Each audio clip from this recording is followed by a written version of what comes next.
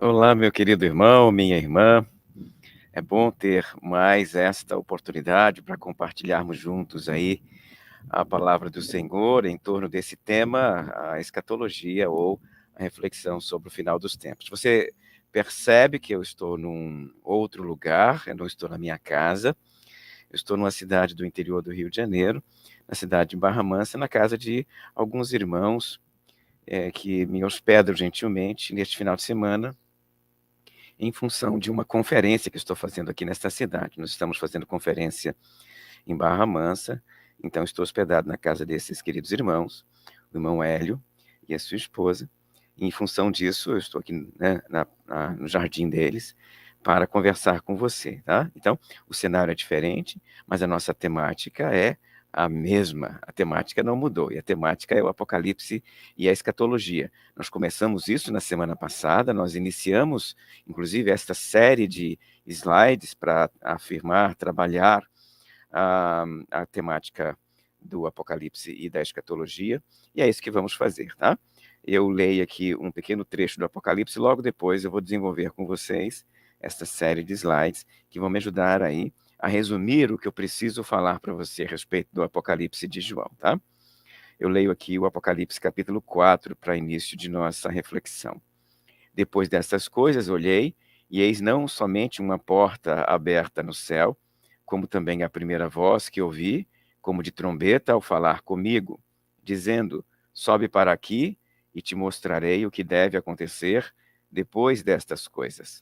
E imediatamente eu me achei em espírito, e eis armado no céu um trono, e no trono alguém assentado.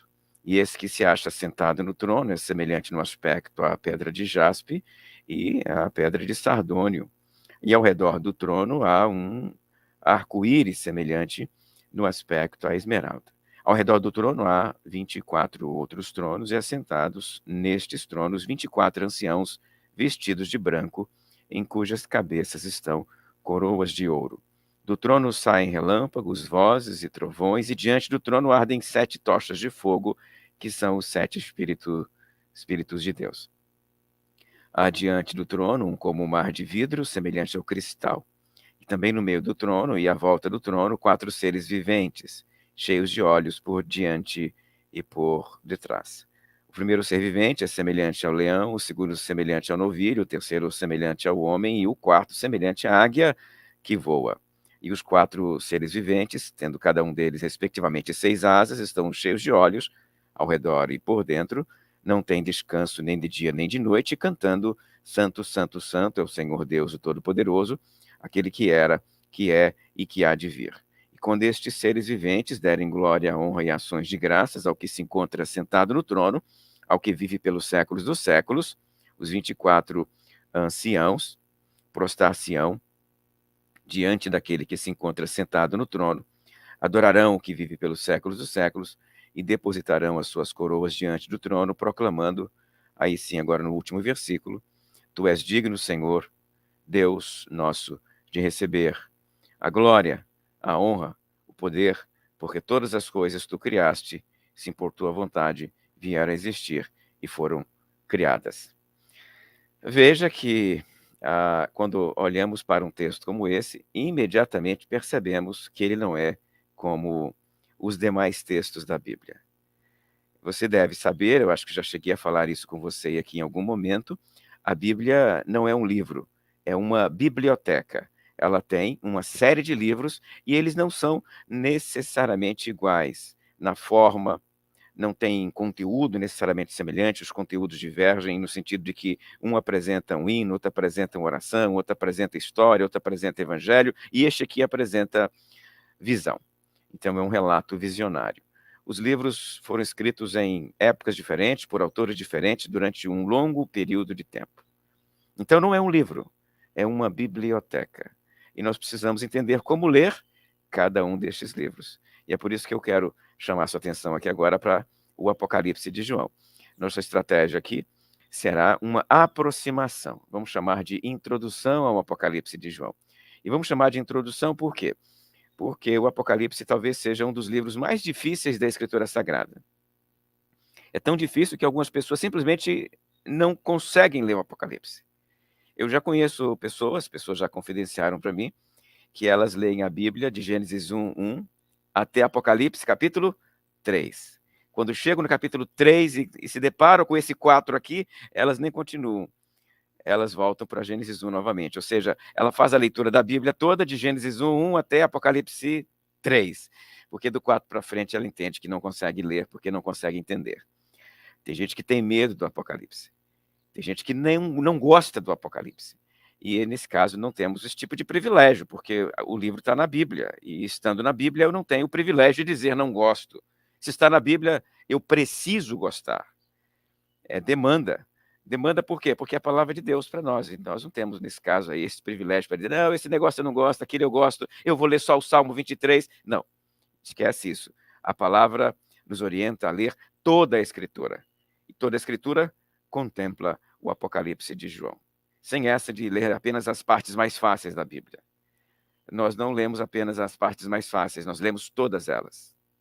E neste caso, quando o assunto é alimento espiritual, nós também precisamos ter em mente que o alimento espiritual mais complexo é igual ao alimento espiritual mais acessível. Ambos são alimento espiritual, para fases diferentes da nossa caminhada cristã. É igual à comida que você come no dia a dia.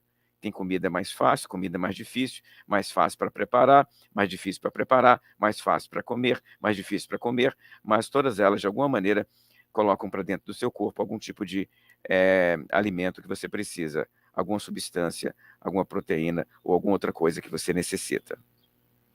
Neste sentido, a Bíblia é inteira a palavra do Senhor, e livros os mais diferentes são alimento espiritual para você, inclusive este aqui, o Apocalipse de João. Eu separei para você 7 chaves de leitura do Apocalipse de João. 7 sugestões, orientações, aspectos introdutórios que vão te ajudar aí a ler o Apocalipse. Mas nenhuma chave dessa fará a menor diferença se você não ler o Apocalipse. Se você não ler, não vai adiantar nada.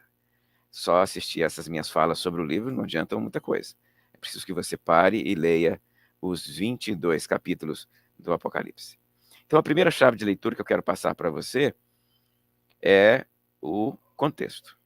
Nós precisamos ter em mente algumas informações contextuais para compreender qualquer livro da Bíblia. Isso vale para qualquer livro. Pega uma carta que Paulo escreveu, por exemplo, a carta que Paulo escreveu para Filemon. Quem foi Paulo? Para quem? Filemon. Quem era Filemon?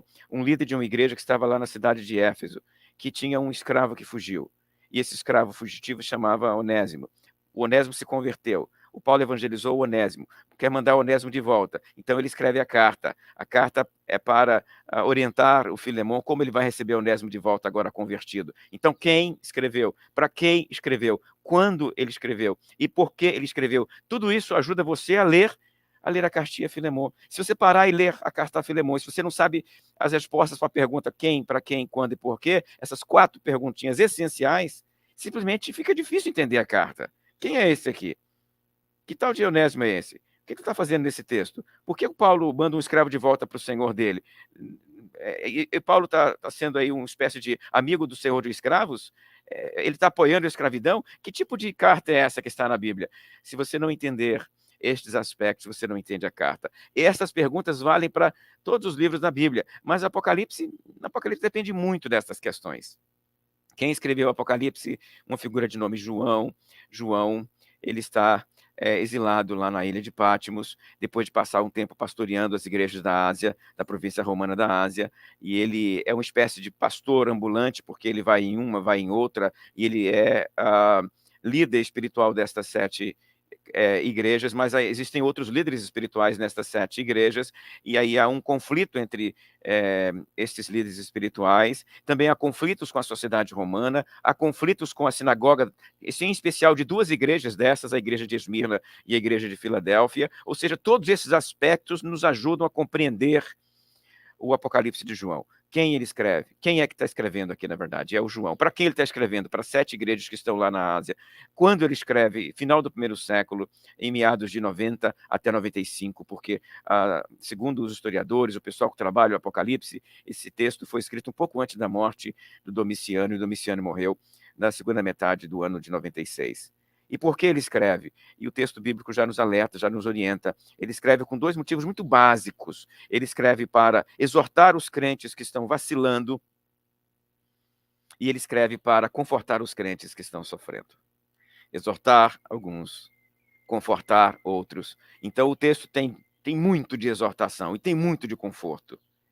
Esses dois aspectos têm que estar em nossa mente quando você estiver se perguntando por que João escreveu isso. Para confortar alguns e para exortar a outros. Então essas 4 questões nos ajudam a entender aspectos do livro. São questões históricas e elas são importantes para compreender esta obra. A segunda chave de leitura é o conteúdo. Nós precisamos entender um pouquinho de o que está dentro, o que está dentro do livro do Apocalipse. O que está acontecendo aqui dentro? Esse livro trata de quê? Afinal de contas, quando alguém chega para você e te entrega um livro para dizer o seguinte, olha só, leia esse livro, eu gostei demais de ler. Você pergunta, é sobre o que o livro? Essa pergunta é interessante porque por meio da resposta você pode se sentir com vontade de ler o texto ou então desinteressado em ler o texto. A pergunta sobre o que o livro tem a ver com o conteúdo. O livro trata de quê? Ele está escrevendo sobre o quê? Então a pergunta sobre o conteúdo do Apocalipse precisa ser respondida. E a resposta que nós damos para essa pergunta está bem no iniciozinho do Apocalipse. Capítulo 1 do Apocalipse, o primeiro versículo dele, aparece aqui, eu coloquei na tela para você. Ele diz o seguinte, revelação de Jesus Cristo. No texto original, em grego, é Apocalipsis tu Iesu Christu. Revelação de Jesus Cristo. Revelação que Deus lhe deu para mostrar as coisas aos seus servos. Coisas essas que em breve devem acontecer e que ele, enviando por intermédio do seu anjo, as entregou. É isso. Este é o texto que resume o conteúdo do livro. O que é o livro? Revelação de Jesus Cristo. Sobre o que ele fala? Sobre Jesus Cristo. Qual é o tema do debate? É Jesus Cristo. Jesus é o tema, o assunto, o motivo, a razão de ser, o conteúdo do Apocalipse de João. Revelação de Jesus. Não é revelação de nenhuma outra coisa. Ele quer revelar Jesus. E se você ler o Apocalipse e não enxergar isso, que ele quer revelar Jesus, revelar aspectos de Jesus que talvez a gente não tenha percebido ainda, elementos na pessoa de Jesus, que a gente ainda não compreendeu claramente. Se você ler o livro e não perceber isso, e se você ficar perdido em outras coisas, você não se aproveitou do livro, porque o que o livro quer te entregar é revelação de Jesus Cristo. Eu quero mostrar para vocês quem é Jesus, quem ele é, onde ele está agora, o que ele está fazendo, o que ele vai fazer. É isso que eu vou entregar para vocês, e é isso que é o livro do Apocalipse de João. Revelação de Jesus Cristo. É isso. A terceira chave de leitura é a estrutura. E essa chave é de grande importância. Talvez eu devesse começar com ela, mas eu não poderia começar com ela porque a questão do conteúdo e do contexto, para mim, deve vir na frente. Mas eu preciso ter em mente a estrutura da revelação. Se o livro quer me revelar Jesus, como ele vai me revelar? Como ele vai me entregar esta revelação? Quando eu compreendo a estrutura do Apocalipse, o Apocalipse fica mais fácil para mim. Se eu me perder no meio dos detalhes do livro, eu não vou entender o livro. Porque o livro tem realmente muitos detalhes que podem desnortear o leitor. O livro tem uma quantidade enorme de detalhes.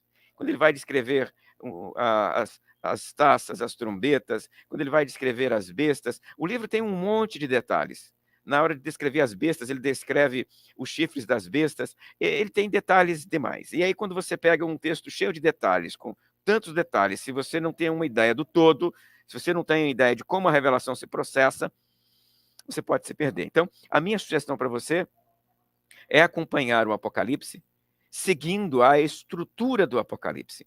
Evita muito ler o Apocalipse amparado, por exemplo, nos versículos. Um versículo hoje, outro versículo amanhã. Isso não vai dar para você acesso ao conteúdo do livro. Ler versículo por versículo, no caso do Apocalipse, é uma leitura equivocada, porque desta forma você não apenas não entende, como não vai conseguir alcançar o todo do livro. Né? É sempre fragmento por fragmento. É como se você estivesse se aproximando demais de uma tela e está tão perto dela que você não consegue enxergar a pintura. Então, ler versículo por versículo é um equívoco. E até ler capítulo por capítulo. Porque o livro, quando ele nasceu, eu quero que você entenda isso. Quando o Apocalipse nasceu, ele não estava dividido nem em capítulo e nem em versículo. Nós dividimos hoje o livro em capítulo e versículo por uma questão pedagógica. E as divisões em capítulo e versículo são todas da Idade Média. As divisões em capítulo surgiram primeiro lá pelo século XIII, e as divisões de versículos 200 anos depois. Ou seja, 1000 anos depois do Apocalipse é que alguém resolveu dividir o livro em capítulo e depois mais um pouquinho em versículo.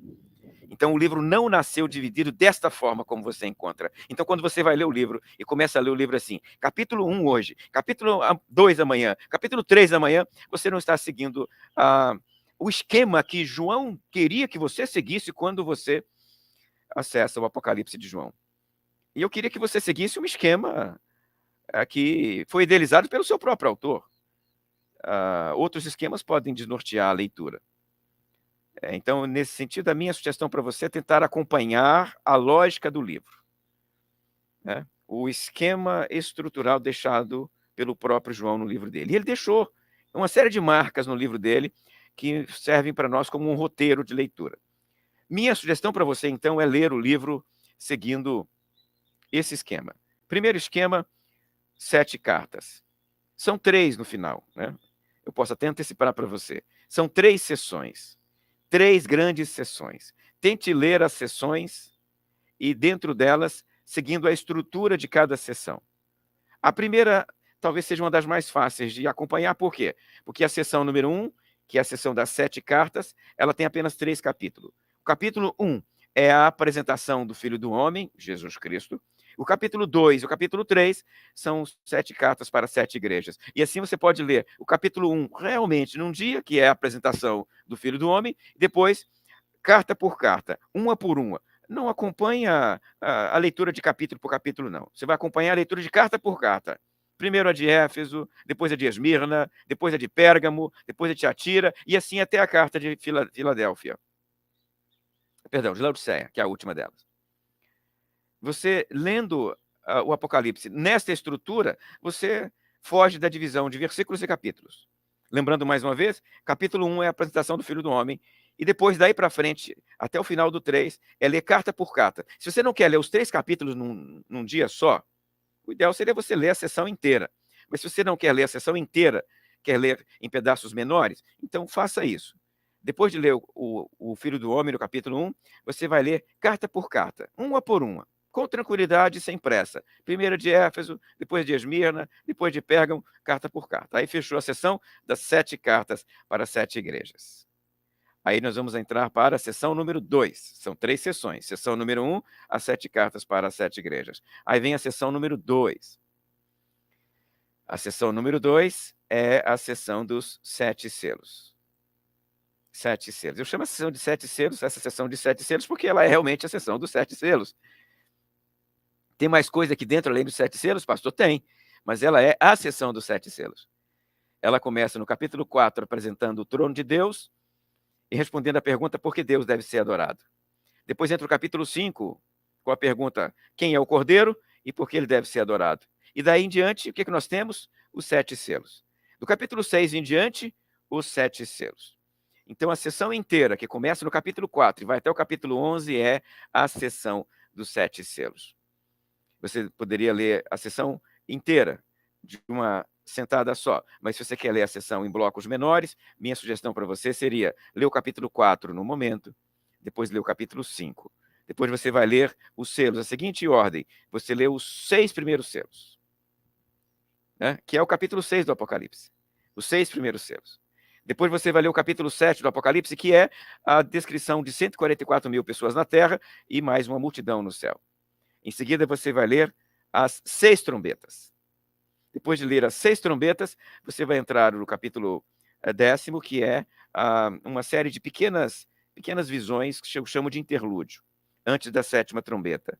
A visão do rolo sendo comido por João, a visão do templo sendo medido e a visão das 2 testemunhas. E, por fim, você termina a leitura lendo a 7ª trombeta. E essa seria a sugestão de leitura, fugindo de capítulo e versículo. Você seguiria esse esquema para você acompanhar a revelação de João, a revelação dos 7 selos. E os 7 selos querem revelar o quê? Querem revelar a forma como o Cordeiro implementa o seu reino e o seu governo. É isso que você encontra na revelação dos 7 selos. Mas e as trombetas? Não tem trombeta aqui também? Tem, mas as trombetas fazem parte dos selos. Se você perceber com calma, quando ele descreve o 7º selo, logo após ele dizer o 7º selo foi rompido, o que é que tem dentro do 7º selo? O que tem dentro do 7º selo é 7 trombetas. E daí em diante ele vai revelar trombeta 1, trombeta 2, trombeta 3, até a 7ª trombeta. Então, são 7 selos, sim, porque dentro do 7º selo nós encontramos 7 trombetas. E aí a sessão inteira é a sessão dos 7 selos. E por fim, a sessão número 3. Então, são 3 sessões. A primeira sessão é a sessão das 7 cartas, a segunda sessão é a sessão dos 7 selos, e a terceira sessão é a sessão das 7 taças. Tem outras coisas dentro dessa sessão, além das 7 taças? Tem. Mas o ápice desta sessão, o elemento central nuclear desta sessão, é a série que nós chamamos de 7 taças, e elas são preludiadas a partir do capítulo 12, e após as 7 taças nós vemos então a intervenção de Deus no final dos tempos. As taças funcionam como a descrição da intervenção final de Deus, e desta forma elas formam o ápice desta sessão. Mas a sessão começa onde? No capítulo 12 do Apocalipse. Do capítulo 12 até o capítulo 22, o que nós temos é uma longa sessão, a chamada sessão das 7 taças, ou a sessão do conflito. Alguns chamam de sessão do conflito entre o Cordeiro e o Dragão, né? Dá para chamar assim também, mas ela começa no capítulo 12. No capítulo 12 nós temos aí a revelação da mulher e o dragão, depois o capítulo 13, a aparição das 2 bestas, a besta do mar e a besta da terra. Depois entramos no capítulo 14 e o 15, que é o surgimento das 7 taças, né? A irrupção das 7 taças, a preparação para as 7 taças, poderíamos chamar assim, que fica melhor. E a partir, então, do capítulo 15, do finalzinho do 15, do 16 em diante, o que nós temos é uma sucessão de taças, a chamada 7 taças. E essas 7 taças são derramadas, então, desde o 16 até o 19. No capítulo 19, nós vemos a aparição de Jesus no céu, na forma de um cavaleiro branco. Capítulo 19, a volta de Jesus. E aí, quando Jesus volta, o texto descreve no capítulo 20 a passagem do reino milenar, depois vem o juízo final e a Nova Jerusalém. Então, esses elementos que eu coloquei na tela para você poderiam nortear a sua leitura desta sessão. Como sugeri anteriormente, foge dos capítulos e versículos. Você lê primeiro a história da mulher e o dragão, no capítulo 12, depois lê a história das 2 bestas, no capítulo 13, depois lê o capítulo 14 e o capítulo 15 juntos, os dois deveriam ser lidos juntos, o 14 e o 15. Em seguida, você leria o 16, 17, 18, até a volta de Jesus, que é na metade do 19. E aí você leu aí as taças inteiras. E quando você parar na volta de Jesus, espere um pouquinho para você ler com tranquilidade e sem pressa a descrição que o Apocalipse faz da volta de Jesus na forma de um cavaleiro sobre um cavalo branco. Lê com calma, lê devagar, sem pressa. E aí você tem a volta de Jesus, você tem aí a descrição do milênio, e em seguida você tem o juízo final. Se você ler a descrição da volta de Jesus e o milênio juntos, tá ótimo, pode parar por aí. Em seguida você vai ler o juízo final e a Nova Jerusalém, porque aí o que você vai ler é o capítulo 21 e o capítulo 22. Sendo assim, você está diante de uma sugestão de leitura do Apocalipse de João, por meio da estrutura que o texto nos entrega e nos oferece, em vez de ler versículo por versículo, capítulo por capítulo, porque eu acho que essas leituras, versículo por versículo, capítulo por capítulo, não te ajudam, elas, na verdade, te norteiam mais do que te entregam a informação. Após esta chave de leitura, vem uma outra, e esta outra eu vou chamar de o gênero. Esta 4ª chave de leitura é uma reflexão sobre o gênero do Apocalipse de João. Que livro é esse? Que tipo de livro é esse? Logo você percebe o seguinte, já disse bem no iniciozinho dessa fala, a Bíblia não tem um livro só, tem um monte. E eles, escritos por autores diferentes, têm formatos diferentes. Né? Tem formas de falar diferentes, jeito de falar diferente. O Evangelho não é literariamente igual a uma epístola. São formas distintas de se expressar, de se comunicar, propósitos diferentes. Então, você tem, na composição de um gênero, questões ligadas ao conteúdo do gênero, questões ligadas à forma como o texto quer comunicar a sua mensagem, o formato do texto, né? E também o propósito, a função do texto. Isso tudo colabora para compor aí um gênero literário, que é um conjunto de livros que se parecem. Quando um livro é entendido parte de um gênero, ele, na verdade, está sendo inserido numa certa tradição literária. Nós temos 4 evangelhos na Bíblia, e eu acho que, nesse caso, isso é chover no molhado. Você sabe, Mateus, Marcos, Lucas e João se parecem. São os evangelhos. Você não tem nenhum outro evangelho na Bíblia. Apesar de você saber que, no mundo antigo, existiram também evangelhos apócrifos, como o evangelho de Tomé, evangelho de Bartolomeu e outros evangelhos do mundo antigo são chamados evangelhos apócrifos. Mas evangelhos na Bíblia, você tem 4 que se parecem. Você pode ler os 4 em conjunto. E as mesmas estratégias hermenêuticas que você usa para ler Mateus, você pode usar para ler o Marcos. Por quê? Porque são de um mesmo gênero literário. Mas você não lê uma epístola como você lê um evangelho. Você não lê uma epístola paulina como você lê um salmo, por exemplo. O Salmo 23, o Salmo 117. Você não lê um salmo como você lê uma profecia de Isaías. Você não lê uma profecia como você lê a lei de Levítico. São formatos diferentes de texto que pedem estratégias hermenêuticas diferentes. E aí, nesse caso, eu chego aí à reflexão com você de que Apocalipse também é um gênero literário. Há uma forma de escrever Apocalipse, como há uma forma de escrever carta, como há uma forma de escrever evangelho. Há uma forma. Se nós estivéssemos nos dias de hoje, aqui, imagina você e eu aqui sentados aqui numa mesa e alguém dissesse para nós assim, escreva aí. Aí você pergunta, você quer que eu escreva em que estilo? Estilo crônica? Estilo poesia?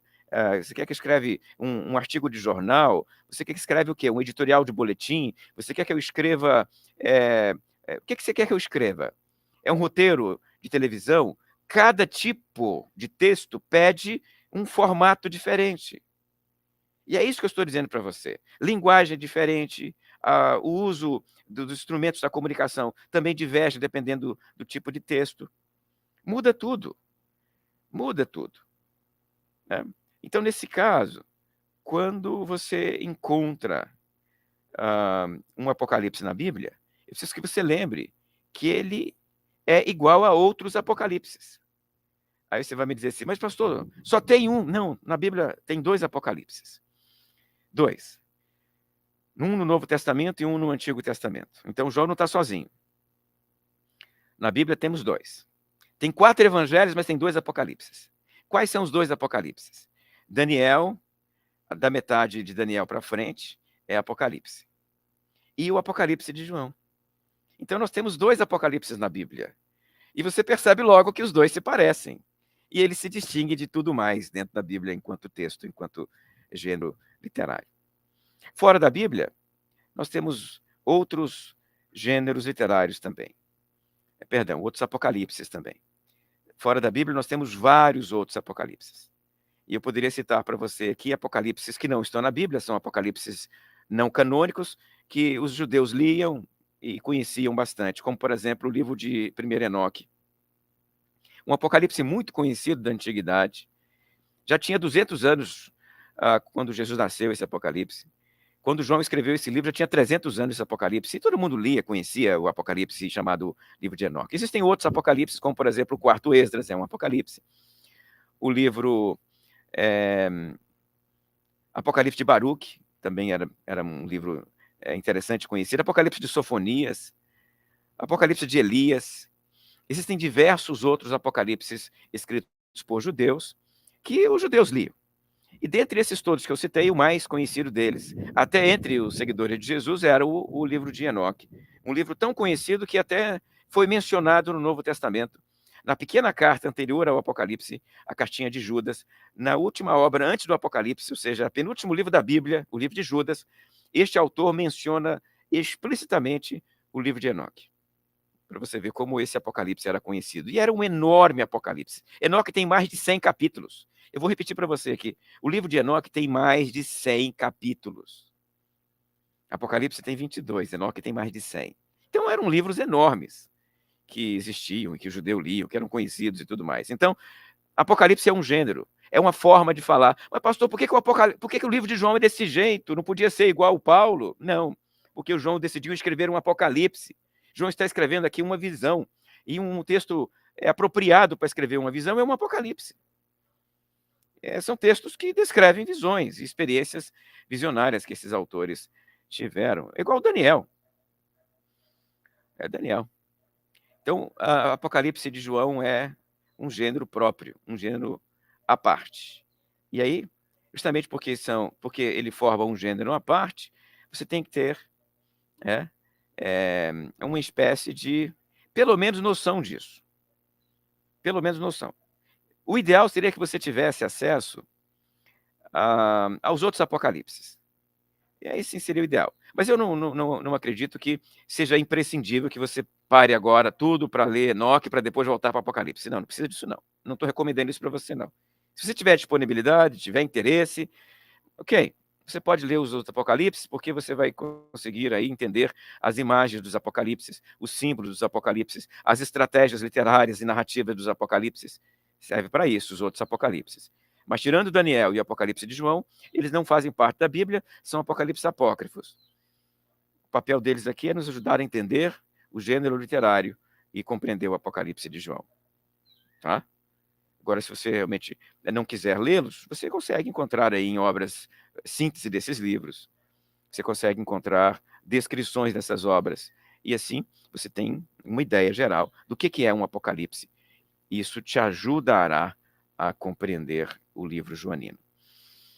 4 chaves de leitura já lhe entreguei, agora eu vou passar para a 5ª chave de leitura, e esta 5ª chave de leitura é os personagens da revelação.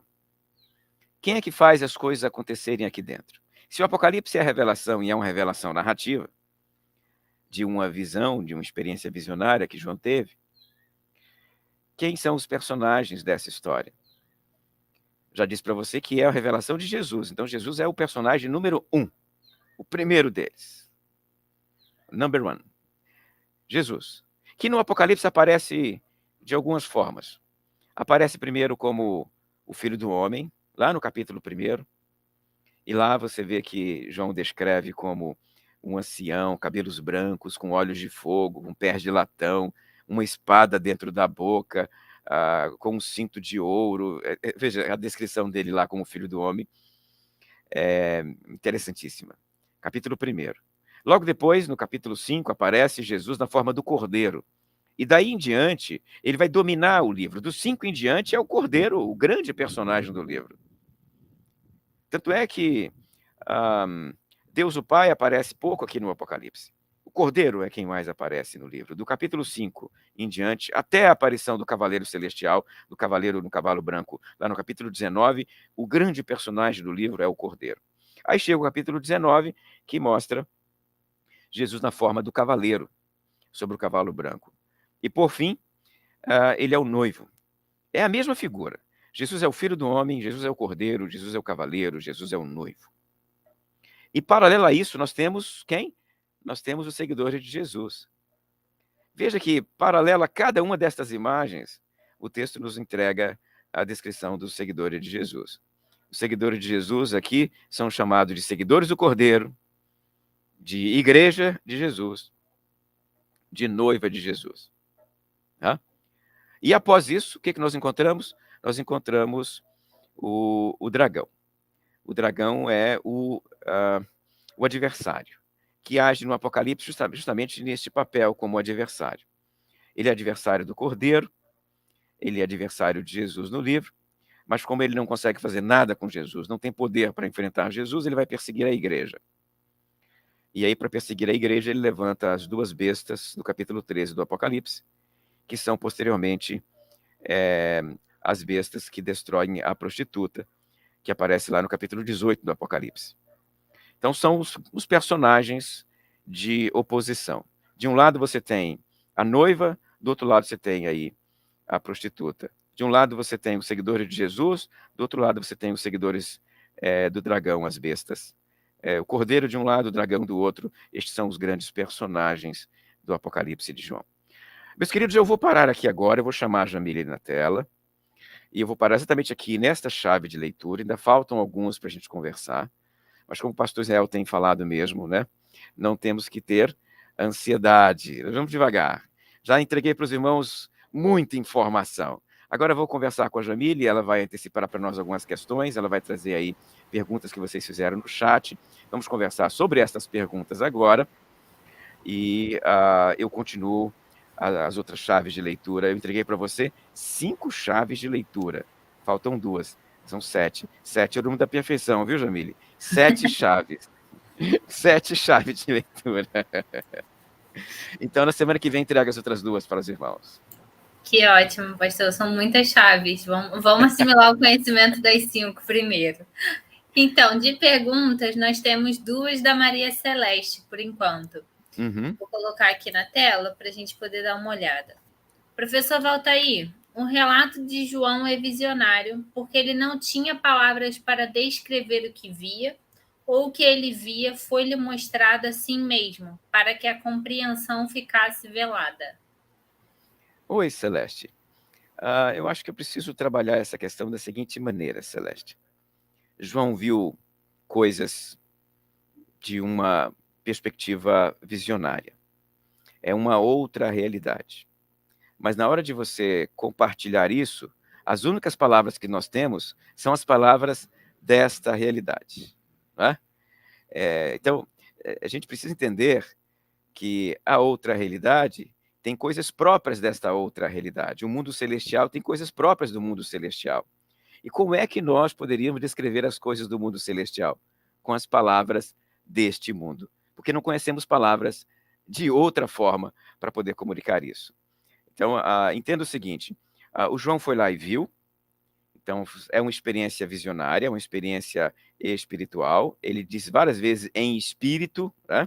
Em espírito, no capítulo 4 em especial, né? Ele ouviu uma voz, apareceu uma portinha no céu, e em espírito ele subiu lá, ele está em espírito no céu. Então, em espírito celeste, ele viu aquelas coisas todas. Mas em espírito, ele só vê, né? Em espírito ele não escreve, ninguém escreve em espírito. Ninguém pode imaginar o João aqui de olho fechado escrevendo. Não funciona assim. Ninguém escreve de olho fechado. Ele tem que ter escrito depois da revelação em espírito. Então, em espírito ele contempla essas coisas todas. Em espírito ele acessa o mundo celestial. Em espírito ele vê tudo isso. Ele ouve essas coisas todas. Mas depois que a visão termina, ele precisa organizar a visão. E Celeste, ele vai organizar com que palavras a visão? Com as palavras que ele tem, com as palavras que ele possui, com as imagens que ele conhece. Então ele vai usar o acervo que ele conhece, que é o acervo da profecia, é o acervo da literatura apocalíptica, para poder descrever a visão que ele teve. Tá? Então, a forma como ele escreve, Celeste, é parte mesmo, né, do texto, é parte da forma de se escrever um apocalipse. Quando você lê os outros apocalipses, eles usam esta forma de escrever. Se você lê o Daniel, você já percebe que Daniel usa muito animais se levantando do mar, e monstros do caos. Veja, é parte da linguagem. Os apocalipses também usam essa mesma linguagem. As imagens que João usa são imagens de um acervo literário que os leitores dele conheciam, e ele também conhecia, porque ele é um leitor destes textos. Então, nós temos que afirmar aqui 2 coisas. Primeiro, João viu. João foi arrebatado em espírito e viu essas coisas todas. Ótimo. Mas como é que João vai contar o que viu? Com a linguagem que ele possui. Não tem como contar de outro jeito. Como é que ele vai contar de outro jeito, gente? Como é que alguém vai contar com a linguagem que ele não possui? Ele vai contar com a linguagem que ele possui, com o acervo literário que ele possui. Então, ele vai recorrer ao acervo literário que ele conhece e vai compor o livro dele. Então, quando nós lemos o livro do João, nós podemos encontrar antecedentes, Celeste, para a maior parte das imagens que João usa. É verdade. Nós podemos encontrar antecedentes para a maior parte das imagens de João.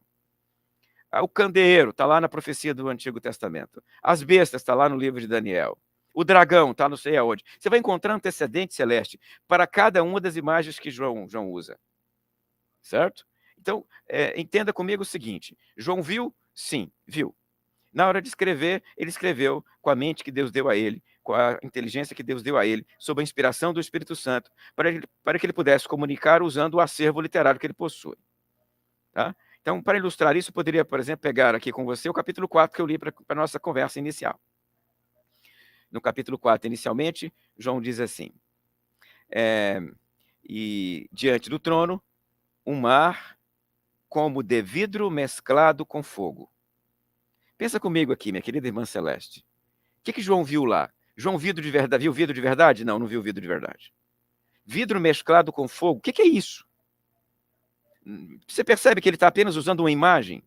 Porque era um negócio tão impressionante, tão lindo, tão maravilhoso, que João quando ele volta, ele está desperto na hora de escrever. João escreveu desperto, João escreve consciente. Ele pega lá o ponteiro, né, porque se escrevia com ponteiro naquela época, ele pega o ponteiro e pega o papiro e diz assim, como é que eu vou registrar aquele negócio lá? Aquela coisa linda e maravilhosa que eu vi lá em volta do trono, como um mar de vidro mesclado com fogo. Pronto, aí ele registra isso. Por quê? Porque desta forma que os autores anteriores registraram em torno do trono de Deus.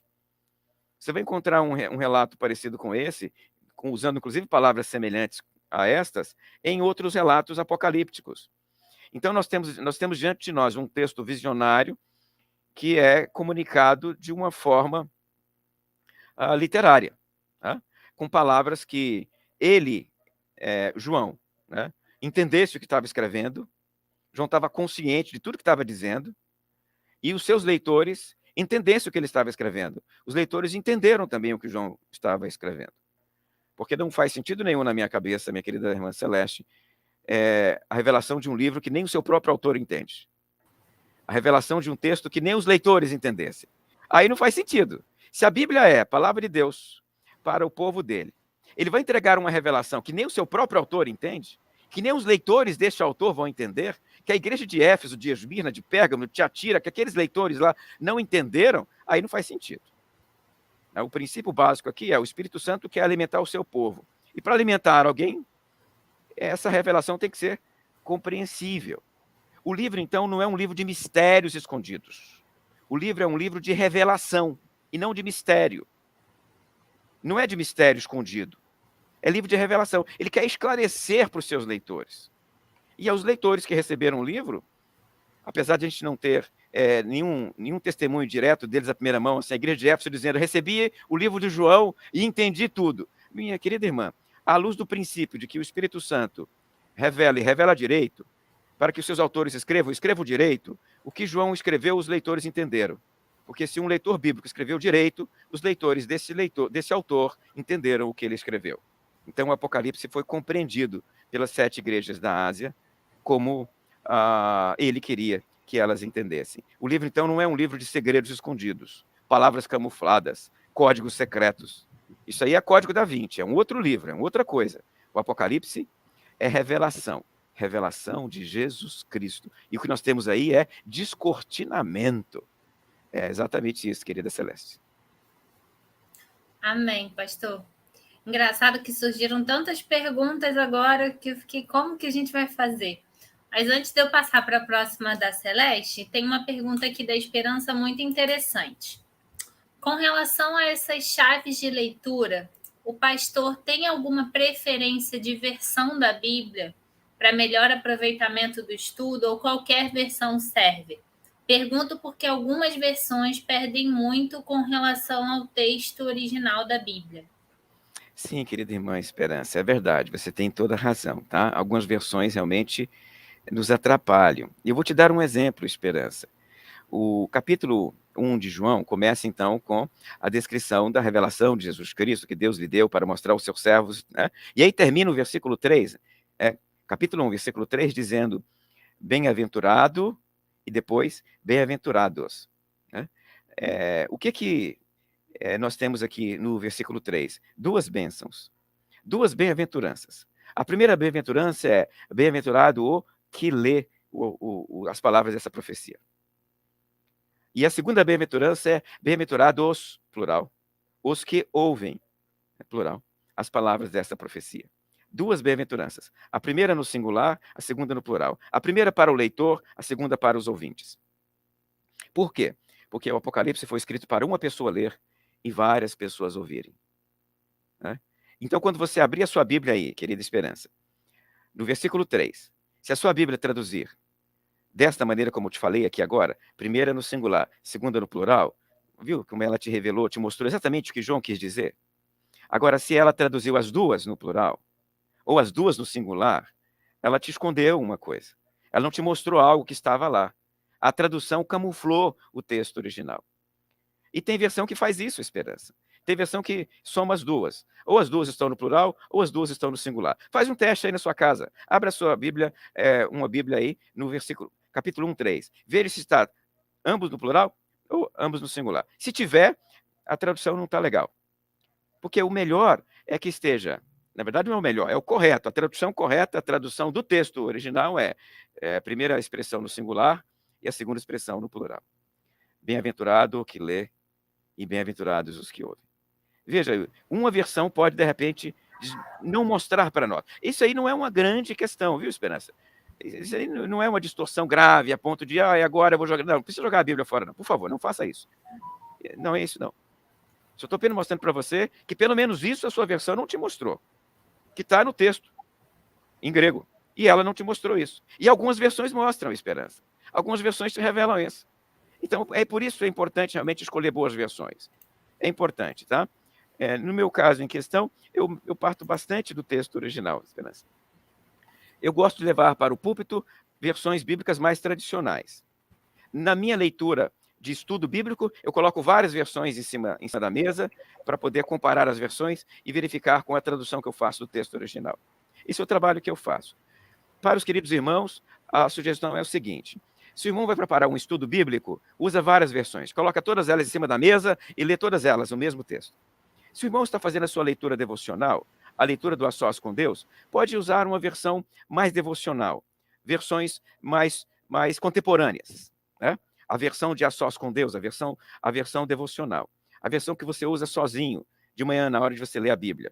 Uma versão mais contemporânea, como, por exemplo, uma NVI, uma linguagem de hoje, ou então uma Bíblia Viva. Bíblia Viva, inclusive, eu participei do projeto dela, tá, Esperança? Estava lá trabalhando nessa Bíblia para vocês, a Bíblia Viva da editora Mundo Cristão. Agora, a Bíblia para público, Bíblia para EBD, Bíblia para você ler na igreja, eu já prefiro versões mais tradicionais. Né? E aí são essas versões tradicionais que eu costumo usar do púlpito, porque elas têm uma vantagem sobre as versões mais contemporâneas. Elas nos ajudam a lembrar desse texto como ele tradicionalmente correu entre nós. Então tem um caráter mnemônico maior. Você percebeu como é mais difícil decorar um versículo na Bíblia linguagem de hoje? E é bem mais simples decorar um versículo numa versão RA ou RC, por exemplo, por causa disso que eu acabei de falar com você, por causa da história dessa versão bíblica entre nós em língua portuguesa, tá? Então, usa essa sugestão que eu dei para você.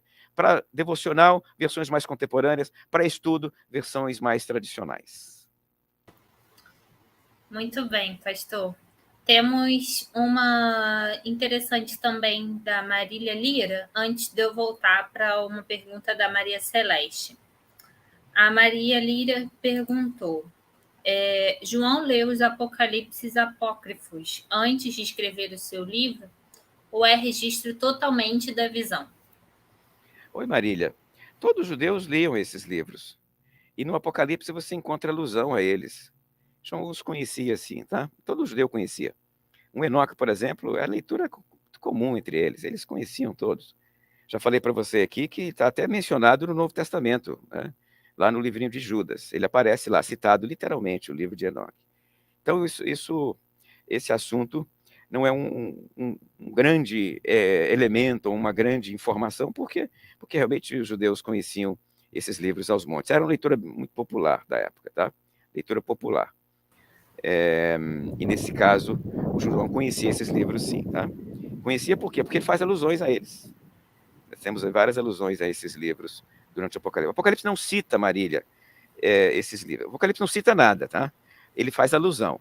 Ele não cita Daniel, faz alusão a Daniel. Não cita Isaías, faz alusão a Isaías. Então, como ele não cita os livros e faz alusões, nós temos que trabalhar por meio das alusões que ele faz, tá?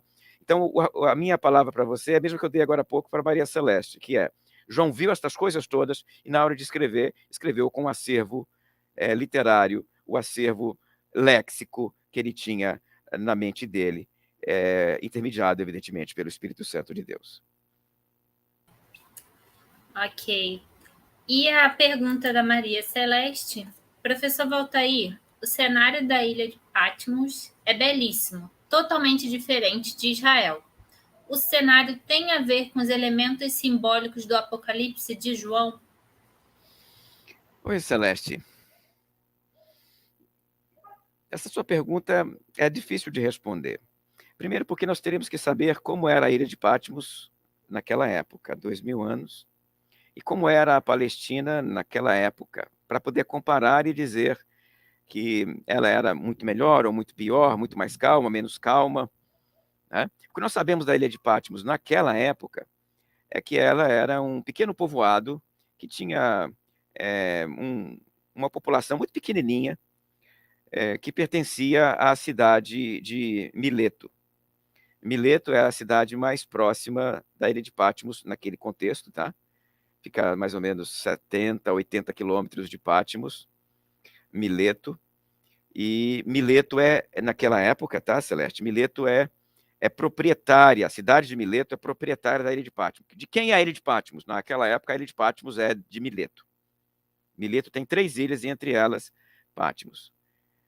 Tinha um pequeno povoado lá. As escavações arqueológicas indicam que lá tinha um pequeno mercado, talvez um pequeno ginásio, coisas pequenas, porque a população lá era muito pequena. E os habitantes eram milésimos, ou seja, de Mileto. Tá? Quem era de Mileto era milesiano, milésimo. Então, nesse sentido, Celeste, a ilha era uma ilha usada para moradia. Não sabemos se tem igreja na ilha, mas como Mileto também não tem igreja, não há registro de igreja em Mileto nesta época. É bem possível que não tivesse, nem na ilha de Patmos, nem na cidade de Mileto. A ilha de Patmos aqui serve como exílio para João. Tá? Então, mesmo que a ilha de Patmos fosse muito prazerosa, Celeste, João não estava lá de boa vontade. Ele está lá contra a vontade dele. E estar contra a vontade num lugar, por mais bonito que seja o lugar, torna o lugar desconfortável. Tá? Então, entenda comigo aqui. Me compreenda. Por mais paradisíaco que seja uma ilha com poucos habitantes, não era deserta, uma ilha com poucos habitantes.